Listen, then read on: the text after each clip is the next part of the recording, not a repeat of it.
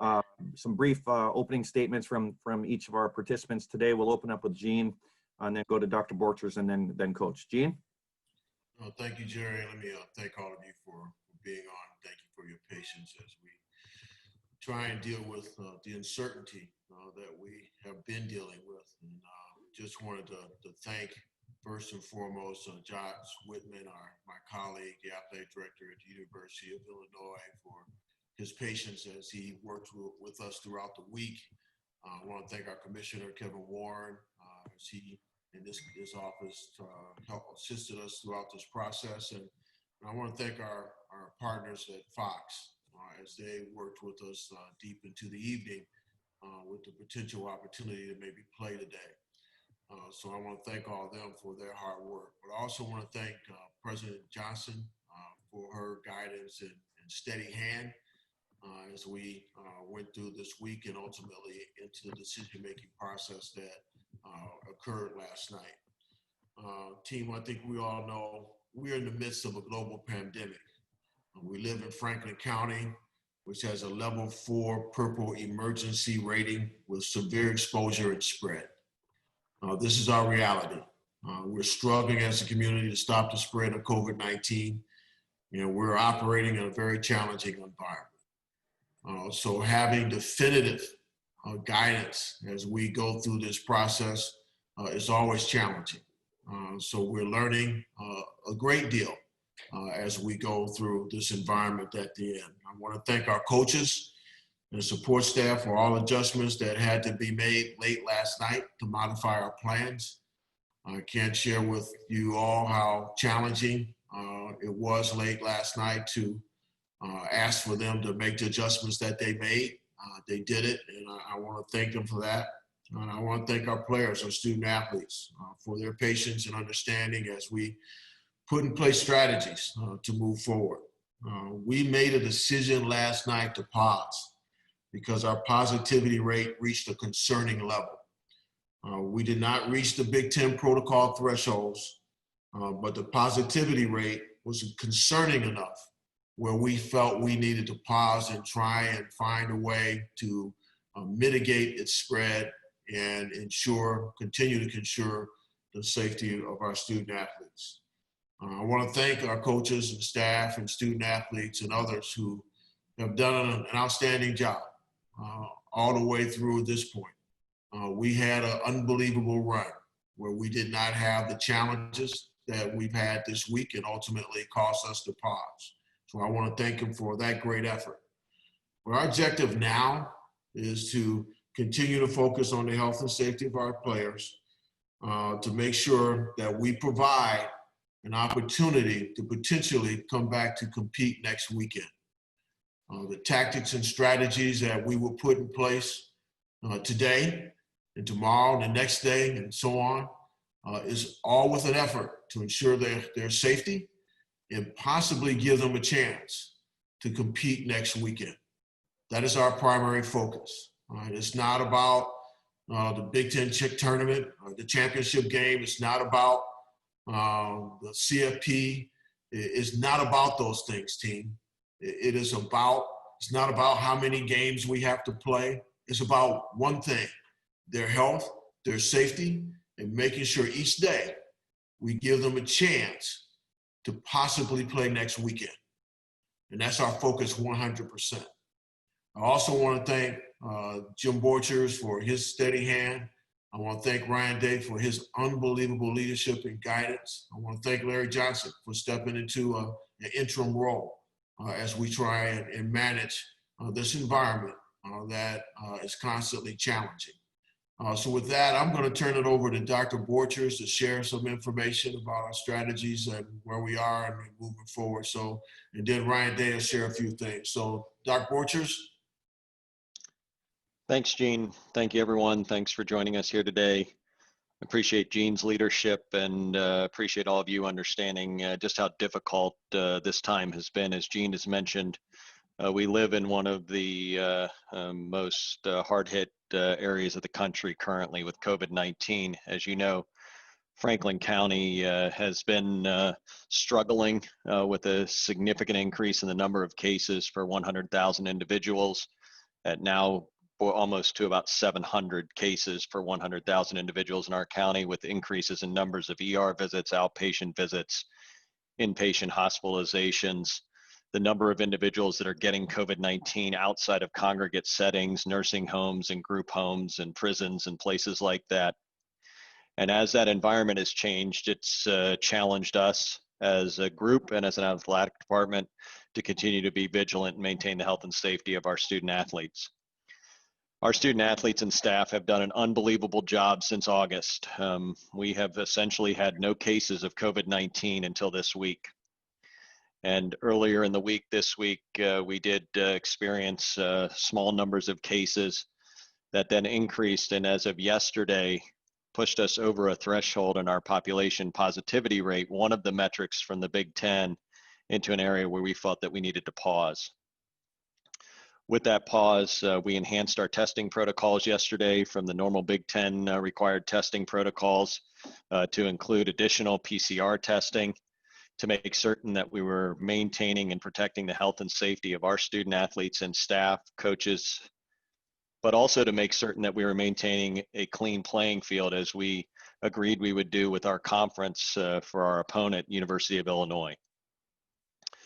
During this time, our goal has always been to make certain that we maintain health and safety of our student athletes, and we will continue to do that with enhanced testing protocols moving forward, so that, as Jean mentioned, we can first and foremost make certain that our student athletes and staff stay healthy and safe, but that we give them every opportunity to be able to return as quickly as possible to participating.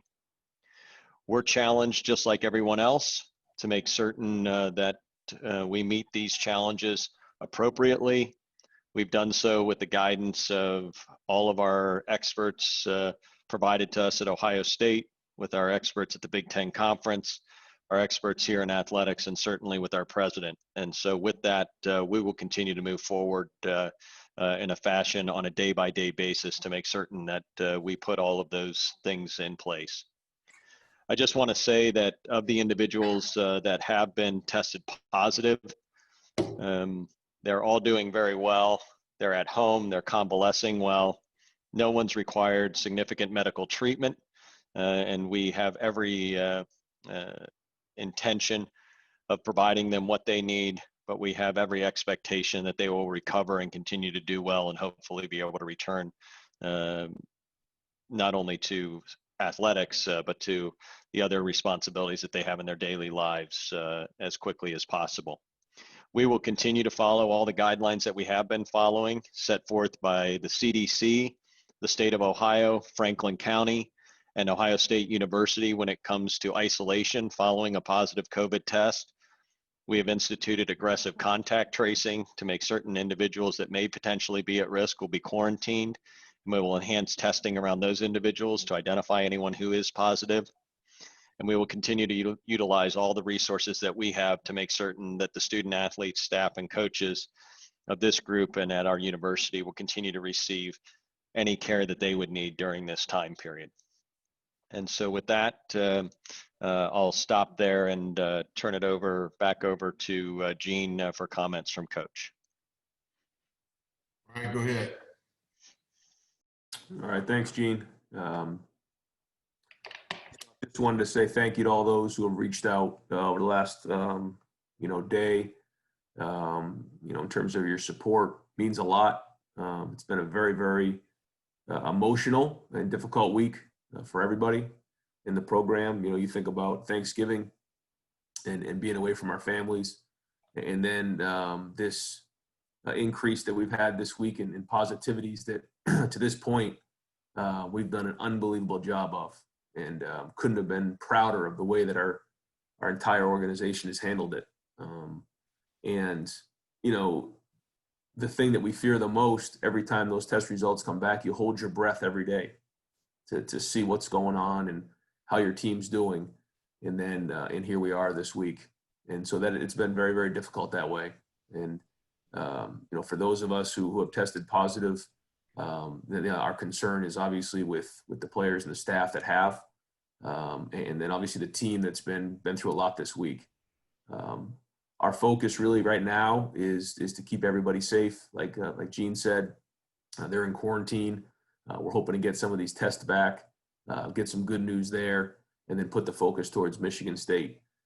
Our team right now, we're operating, Larry's doing a great job. And so are the other assistant coaches with the team and communicating in a very day-to-day, hour-to-hour operation. But we're communicating through this medium right here in Zoom and doing a lot of staff meetings. I'm going to do a staff meeting later this afternoon and then a team meeting as well. Just continually communicating to our guys to make sure that we're all on the same page on where we're at. But again, I just wanted to say thank you guys for all your support. I'm resting comfortably at home, but this certainly is a very trying week for all of us here. So I'll turn it back over to you, Gene. Jerry? Yes, thank you very much, gentlemen. We're going to open right up for questions. Again, one question per individual, and please direct it to one of our three. We'll open up with Jared Smalley from WCMH. Jared? Hi, thanks for doing this to all of you. I think this is a question probably best suited for Ryan and for Gene. What happens to the players who are affected? Understanding the protocols in the Big Ten, 21 days. What happens to them now in terms of their training, their maintenance, their care? What happens to them? What's their next step, essentially, to get back as a part of the program? Yep. So they'll be out for 10 days, and they go into self-isolation. Once they are out of self-isolation, then it becomes, the protocol and getting back to play. And certainly you have to get yourself back in shape. But part of that is the cardiac MRI to make sure that we're cleared for myocarditis. And then we have a plan in place for getting them ready to play physically as well. Thank you. Next up, Bill Landis with The Athletic. Bill? Hi. I suppose maybe this question could be for Dr. Borchers, since it was said that the medical staff was guiding the decisions.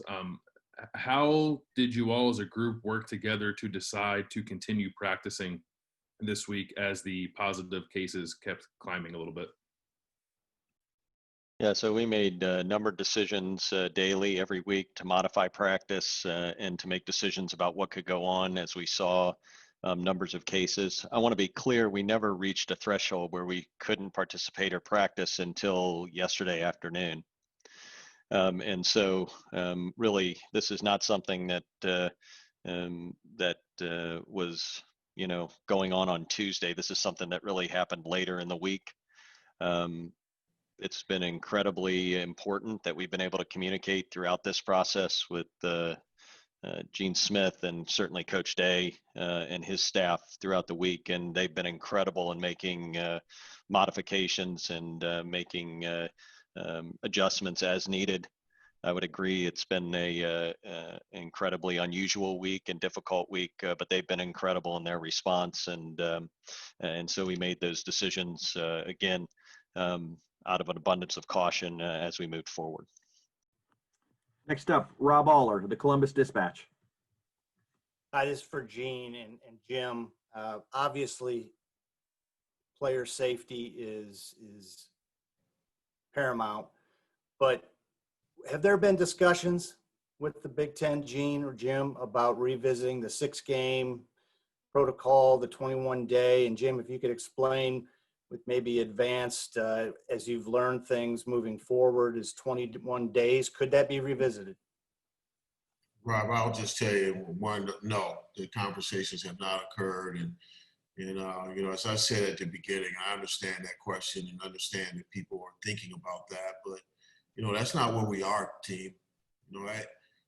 Going back to Jared's question, my concern today is making sure that our players get fed, making sure that if they need sports psychologists help, they get that. I mean, I get the question. I'm very sensitive to that, but that's not where we are. I mean, we made a decision late last night to do what we did. And so a lot of things occurred late last night. So the last thing on my mind was what you just asked. Now, might that come up later at some point? No question, Rob. But right now, I haven't even thought about it because I want to make sure Ryan's got what he needs. And I want to make sure the young men that have tested positive have what they need. And I want to continue to talk with our doctors and others about whatever enhanced protocols we move forward with to give them a chance to possibly play against Michigan State. And so from my perspective, that's where I am. I don't know, Jim, if you have anything to add there. No, Gene, I would just say that, as Coach Day mentioned, there's a 10-day isolation period. There's then a required 7 to 10-day return to activity transition period, and some testing that must occur during that period. And so we're going to continue to follow those recommendations. And as Gene mentioned, worry first and foremost about the immediate health and safety of our players.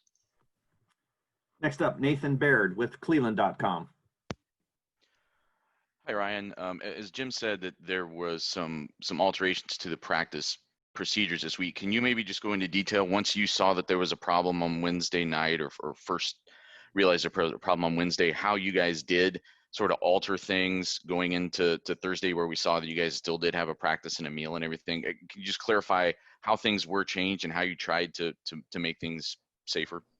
Sure. Yeah, we moved our meetings to virtual during the week, and then really for Wednesday, Thursday, and Friday, we didn't put helmets on. We didn't go body against body. We kind of went against trash cans.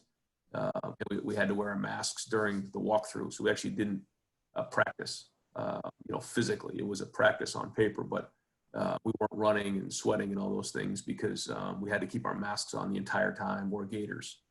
We didn't go against body. So those were the adjustments we made during the week as it went on. Next up, Dan Hope, 11 Warriors. Hey, I think this is a question for Gene. What are the things that need to happen between now and next week for this team to be able to go play at Michigan State? Yeah, I think, and I'll let Dr. Borchers chime in here as well, and Ryan, but I think we need to continue to test and see that there's no more positives that occur. We need to make sure that working with our conference office that they're comfortable with what we're doing. Obviously, we'll have a number of student athletes who wouldn't have an opportunity to compete because they would be still quarantined. But the main thing is to watch our positivity rate. We know where we are right now. We need to see if we have more and make sure that the young men who have been negative continue to be negative. And our objective is to make sure that they're all safe and healthy, but also to make sure that if we can play when we go to East Lansing, we're going up on a clean plane and we're going to play up with a clean field. So Dr. Borchers may have some other things to add there. Jim? No, I think that's exactly right, Gene. I think the only thing I would say is that we will focus day to day on the health and safety of our athletes, our enhanced testing protocols, and making certain that we also pay attention to all the other issues around health and safe participation for our athletes that allow them to have an opportunity to play. So we'll focus on that every day. Thank you. Next up, Steve Hellwagon, 24/7 Sports. I guess just the chronology of events, it sounds like this is something that began to occur with, I presume, Tuesday morning testing before practice or midday. And it sounds like there weren't enough tests to completely shut things down, but you continued to move on from there. And then was it not as big a concern again until the Friday afternoon tests? Or I guess if somebody could just address maybe the chronology of events as the way things unfolded. Yeah, really, well, I can address that. We didn't have really any concerns until Wednesday. And as we started to see a couple things that we had not seen before, certainly was not enough to make us pause on Wednesday. But as Coach Day mentioned, to discuss putting some adjustments in place to make certain we were remaining vigilant about the potential for seeing any increase in our positivity rate. But it really wasn't until yesterday, when we did testing yesterday and with enhanced testing yesterday, that we really got to a point where it became very clear that we needed to pause. And so unfortunately, this wasn't a decision we could make early in the week. This was really not a decision from my standpoint that could be made until yesterday. Steve, to give you a little bit more on that chronology, if you recall, we had made adjustments on Friday to fly up on Saturday morning. I think you knew that, and we felt that we could play. But as we continued to test into the evening, the numbers got to a point where it became clear that we couldn't promise, first and foremost, that we would be putting our players on a plane that would be healthy, and then ultimately have a clean field on Saturday. So that's to kind of give you a back end of that chronology you're looking for, Steve. Next up, Austin Ward, Letterman Row.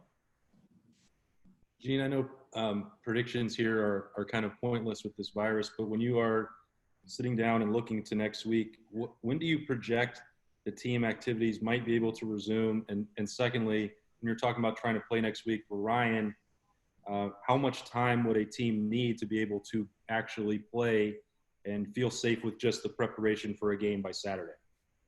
Great question. You know, it's kind of fluid, frankly. We're going to have to go day by day, see where we are today. We'll test again tomorrow. We'll see what we got with tests tomorrow. And so it's going to be day to day. Wish I could say it's, Monday, Tuesday, Wednesday. I really can't. We're going to have to, it's too much uncertainty here. I'm sorry. We just have to look at each day and see what we got. And now there is a point to your second question. I defer to Ryan about, there's probably a point where we got to say we can't compete, strategically. But so it's really day to day. I can't say that we have like a certain day of time. We just don't have that. Yeah, I would say that I would just say that, I think you could get it done by practicing Thursday, making sure you have a good hard practice Thursday, and then you could walk through on Friday and play on Saturday. But again, we'll just have to take it day by day and see how it goes. Next up, Bill Rabinowitz, the Columbus Dispatch. Bill? Yeah, this is for Ryan. Ryan, I know the sacrifices that you've made to, to coach this year, being apart from your family largely. How difficult has this been, especially given all the precautions that you've taken?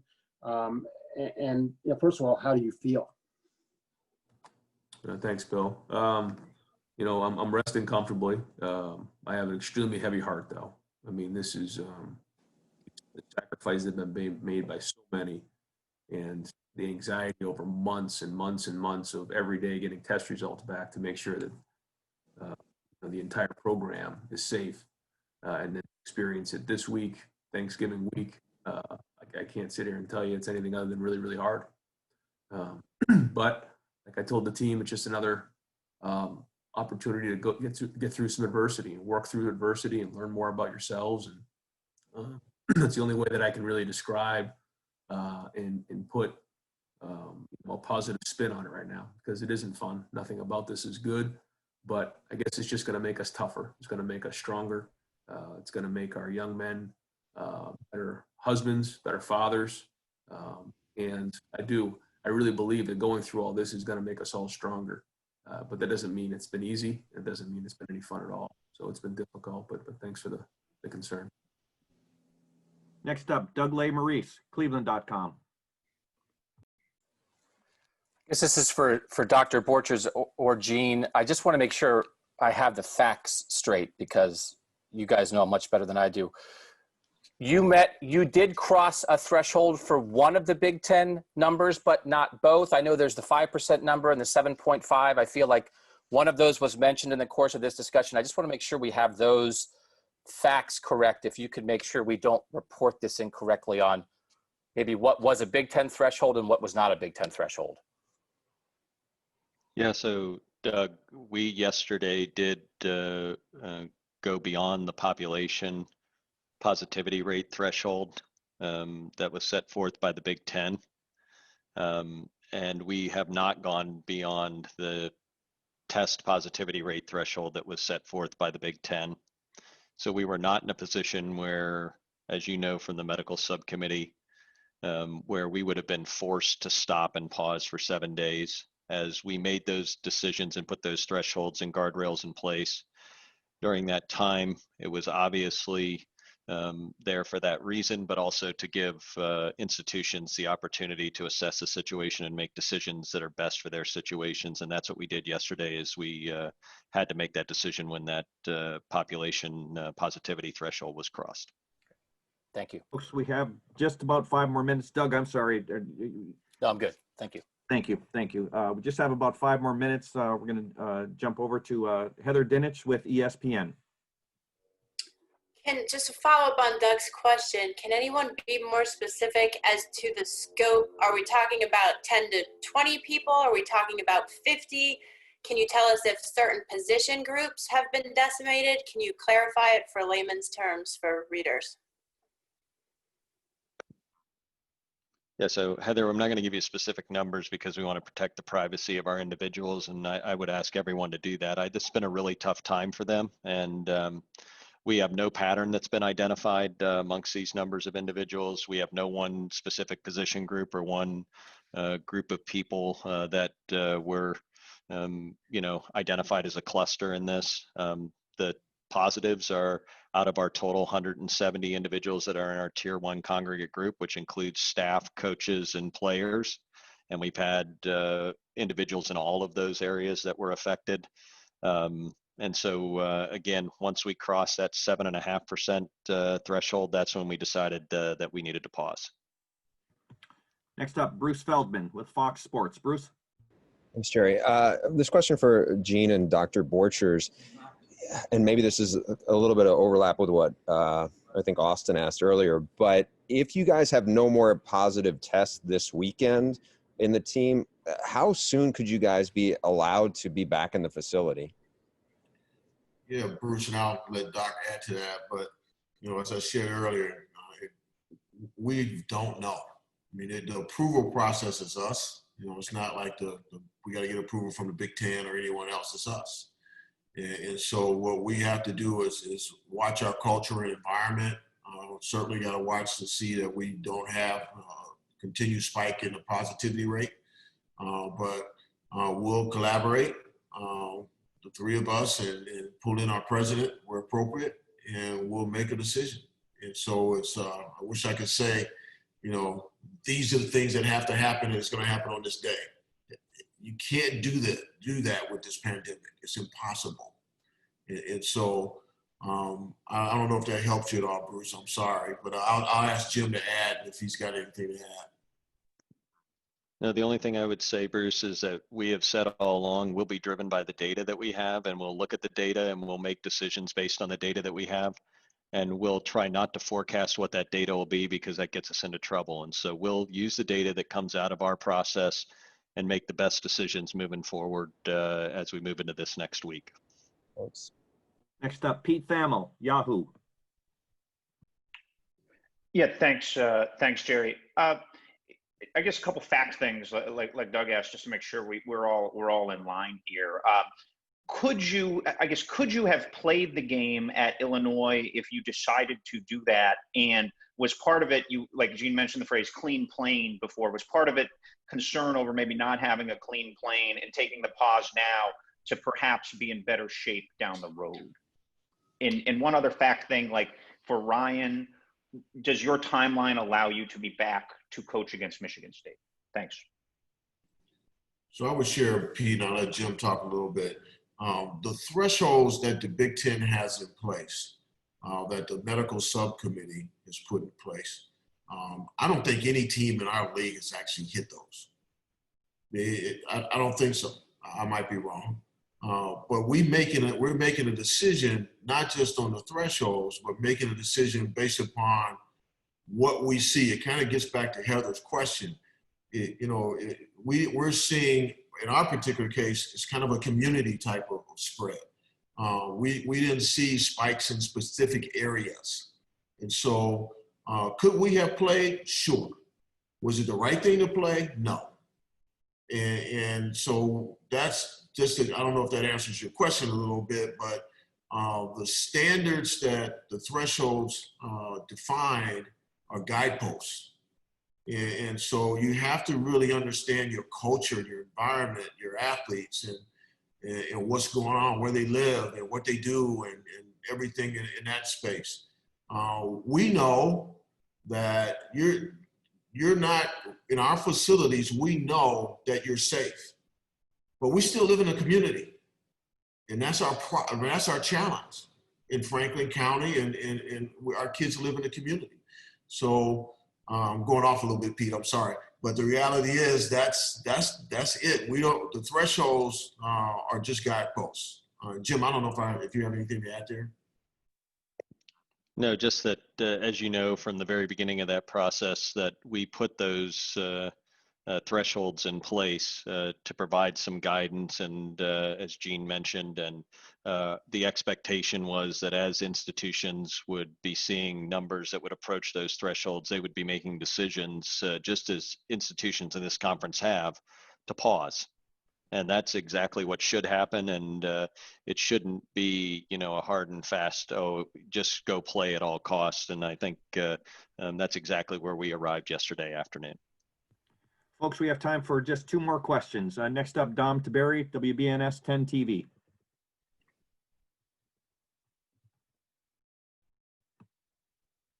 Dom, sorry, I couldn't get unmuted. This is for Gene. I just want to make sure, because I heard Doc Borchers say to 7.5. You got, 170 folks in the program. Did you reach the 7.5 with all 170 then? Jim, why don't you talk about that? Yeah, so Dom, the population positivity rate is 7.5% of your tier 1 group at 170, and we did cross that threshold. I think I've mentioned that a couple times. So we had a large enough number of individuals as of yesterday where we did cross that threshold. And that's what gave us then to have the conversation about needing to pause.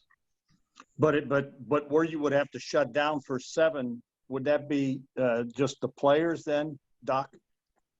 No, we would have to meet a threshold on the test positivity rate, which actually looks at the number of tests that are done and the number of tests that are positive. And so there are 2 metrics that have to be met in order from the Big Ten standards where you have to shut down. And we do not meet the threshold on the test positivity rate. And we'll have one final question. Adam Rittenberg, ESPN. Adam? For Dr. Borchers, obviously there have been pauses and stoppages in the Big Ten and around the country. Most of them are for 2 weeks. They usually take 2 games off the schedule. I'm just curious, because you guys are at the population positivity threshold, maybe not the team one yet, does that give you any more confidence it could only just be a 1-week deal? Or how much do you look at just what's happened around the country that these are typically 2 weeks before a team can get back to activities?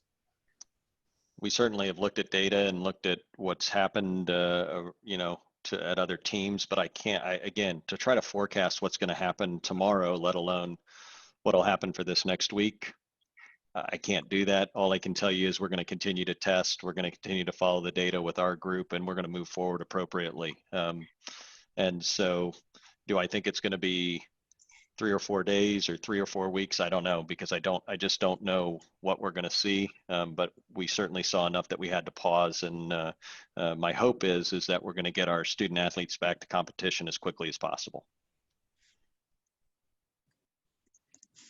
Dr. Borchers, Coach Day, thank you so much for your time and for sharing some additional insight for the media, very important insight for them this morning. I really appreciate your time.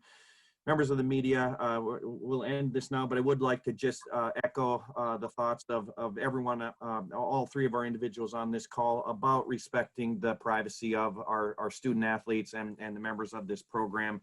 Obviously, it's a very difficult time, and we do ask that the privacy of the student athletes is respected, and that of their families too. We will be as helpful as we can be from a communications and from an athletic department standpoint with keeping you up to date with information as we get it, and that'll be the protocol. And again, we'll be as helpful as we can, and we'll appreciate all of your efforts to respect the privacy of everyone. So, hey, Jerry, let me share one thing before we sign off. And I want to thank all you for the hard work you do, and we kind of you as part of the family. and we felt we needed to do this today, even though all of us were slightly on edge, just to try and give you some clarity so you can do your jobs. But you guys are around our program constantly, and you know what we try to do. I just want to thank Ryan. I can't begin to share with you how hard his job is. I can't. I think most of you who are with him every week, periodically, you get it. But I can't tell you how hard his job is, particularly now. It's beyond describing. So I just wanted to share that with you because I know you get it, and ask that you continue to do what you do excellently at a classy level. But please be sensitive to that as we move forward. I have no clue what this afternoon or tomorrow will bring or next week will bring. I do know one thing. We have a great leader in him. We have a great leader in the rest of our coaches, and we have great kids. And our objective is every day is to help them, give them the opportunity to do what they want to do. And that's to play the game they love. It'd be easy to walk away and say, no, we're done, shut it all down, it's history. But we fight every day for them. And I want to let you know that in him, with what he's going through, team, I want you to understand that. And I know you get it. So thank you for listening to that last part, because I wanted to make sure I shared that.